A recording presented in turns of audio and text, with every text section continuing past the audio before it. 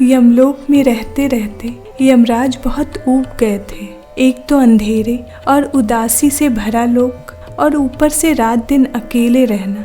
यमलोक में उनके सेवक तो ढेर सारे थे पर दोस्त कोई नहीं था। यूं तो यमराज मृत्यु के देवता हैं, मगर उनकी भी इच्छा हुई कि एक बार जिंदगी का आनंद लिया जाए। वे परिवर्तन के लिए बेचैन थे। एक दिन उन्होंने धरती की तरफ देखा। वहाँ खूब उजाला था, धूप फैली हुई थी, मौसम बसंत का था और जगह जगह रंग बिरंगे फूल खिले थे। धरती का हर वासी सुखी नजर आ रहा था। तभी उनकी नज़र एक सुंदर स्वस्थ स्त्री पर पड़ी। वह एक तगड़े आदमी से लड़ रही थी। देखते देखते उस आदमी की वह गत बन गई कि बेचारा हार मानकर भागता नजर आया। हाँ, यह औरत मेरे योग्य है, यमराज ने अपने आप से कहा। मुझे ऐसी ही औरत पसंद है, मुझे इससे शादी कर लेनी चाहिए। परंतु सवाल यह था कि उससे पाया कैसे जाए। अगर यमदूतों को भेजा जाए तो वे उसे मुर्दा बनाकर ले आएंगे। उसको पाने का सिर्फ एक ही तरीका था कि वे मनुष्य बनकर धरती पर जाएं और उस औरत से शादी कर लें। बस फिर क्या था, यमराज धरती पर आ पहुँचे। लेकिन तब वे मृत्यु के डरावने देवता नहीं बल्कि एक खूबसूरत नौजवान बन गए थे।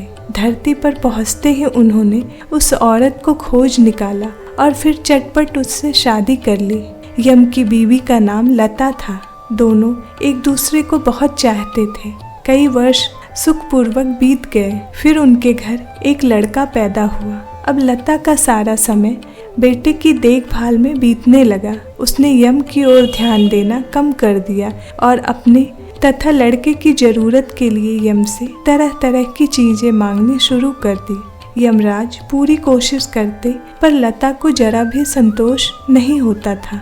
जब यमराज उसके पास होते तो हर समय झिकझिक लगाए रहती और बार बार शिकायत करती कि वे उसकी कोई मदद नहीं करते। समय के साथ ही लता की झिकझिक भी बढ़ती गई। धीरे धीरे घर की शांति जाती रही। इसके अलावा लता दिन पर दिन बूढ़ी होती जा रही थी, लेकिन यमराज की जवानी अब भी वैसी ही थी जैसी कि शादी के पहले दिन। यमराज के पास पैसे की भी कमी थी। जो थोड़ी बहुत आमदनी होती थी वह घर के बढ़ते हुए खर्चों के लिए पूरी नहीं पड़ती थी। लता चाहती थी कि उसके पति ज्यादा अमीर हों ताकि वे अच्छी तरह आराम से रह सकें। इसीलिए कुछ और पैसा कमाने की गरज से यमराज ने वैद्य का काम करने की सोची। उन्होंने तरह तरह की दवाइयों की गोलियां बनाई और बीमारों को बेचनी शुरू कर दी। कुछ ही दिनों में उनका धंधा चल निकला, मगर लता के रंग ढंग जरा भी नहीं बदले। यमराज उसकी आवाज भी सुनते तो भागकर छिप जाते थे। अब यमराज को महसूस होने लगा कि धरती की जिंदगी से यमलोक की अंधेरी और उदासी से भरी जिंदगी कहीं अच्छी थी। एक दिन मौका देखकर वे धरती से गायब हो गए।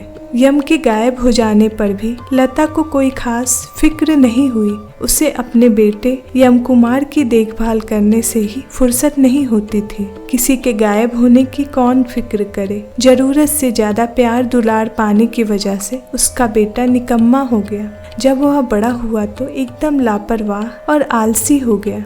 एक दिन उसकी माँ भी मर गई। अब यम कुमार अकेला था। उसने ना तो कुछ सीखा था और ना पढ़ा था।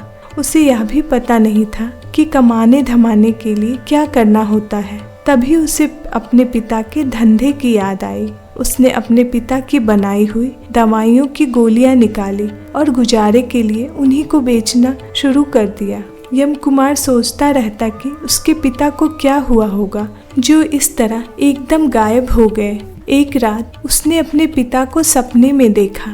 बेटा, सपने में उसके पिता ने कहा, तुम वैद्य का धंधा चालू रखो, इससे तुम्हारी अच्छी आमदनी होगी। लेकिन मेरी एक सलाह सुन लो, जब कभी तुम किसी मरीज को देखने जाओ तो सबसे पहले उसके सिराहने की ओर देखना। यदि वहाँ मैं बैठा मिलूं तो उस मरीज के इलाज से इनकार कर देना, क्योंकि वह मरीज हर हालत में मरने वाला होगा। मरीज के सिराहने पर तुम्हारे सिवा और कोई मुझे नहीं देख सकेगा। अगर मरीज के सिराहने पे मैं ना दिखाई दूं तो तुम उसका इलाज शुरू कर देना। तुम्हारे इलाज से वह जल्दी ही अच्छा हो जाएगा। तभी यम कुमार की आंखें खुल गई। सपना कुछ विचित्र जरूर था, पर यम कुमार को उस पर यकीन आ गया। उसने अपने पिता की सलाह मानने का निश्चय कर लिया। यम कुमार ने वैद्य का धंधा जारी रखा। उसने किस्म किस्म की चीजों को घोलकर तरह तरह की गोलियां बनाकर रख ली। उन्हीं गोलियों से वह दुनिया के हर मर्ज का इलाज करने लगा। लेकिन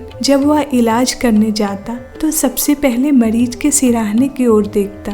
यदि वहाँ उसके पिता बैठे हुए ना होते तो इलाज करता, वरना मना कर देता। लोगों ने देखा कि यम कुमार जिसका इलाज करता है वह हमेशा अच्छा हो जाता है और जिसका नहीं करता है वह निश्चय ही मर जाता है। एक दिन राजा की इकलौती लड़की बीमार पड़ गई। राजा के वैद्य उसको ठीक करने में असफल रहे। राज्य के बड़े बड़े माहिर वैद्य बुलाए गए, पर कोई भी उसका इलाज नहीं कर सका। तब किसी ने यम कुमार का नाम सुझाया। राजा ने उसे बुला भेजा। जब यम कुमार राजकुमारी को देखने आया तो सबसे पहले उसने सिराहने की ओर देखा। वहाँ उसके पिता यमराज बैठे हुए थे। यम कुमार ने सब लोगों से कमरे से बाहर जाने के लिए कहा। जब वहाँ कोई न रहा तो उसने अपने पिता से कहा, पिताजी, यह मेरे जीवन का सबसे बड़ा अवसर है। राजकुमारी के अच्छा होने पर मैं अमीर भी हो जाऊंगा और प्रसिद्ध भी। मैं आपके आगे हाथ जोड़ता हूँ, कृपा करके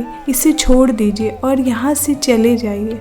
नहीं बेटे नहीं, यमराज ने कहा, तुम राजकुमारी की जान के बदले मुझसे कोई और चीज मांग लो, क्योंकि इसे तो मरना ही है। इसकी तकदीर ना तो तुम बदल सकते हो ना मैं। यम कुमार ने बहुत विनती की कि वे राजकुमारी को छोड़ दें, लेकिन यमराज किसी भी तरह राजी नहीं हुए। यम कुमार फिर भी निराश नहीं हुआ। वह बार बार विनती करता रहा। आखिर यमराज बोले कि 3 दिन तक वह राजकुमारी को जिंदा रहने देंगे, उसके बाद उसे मरना ही होगा। इतना कहकर यमराज गायब हो गए।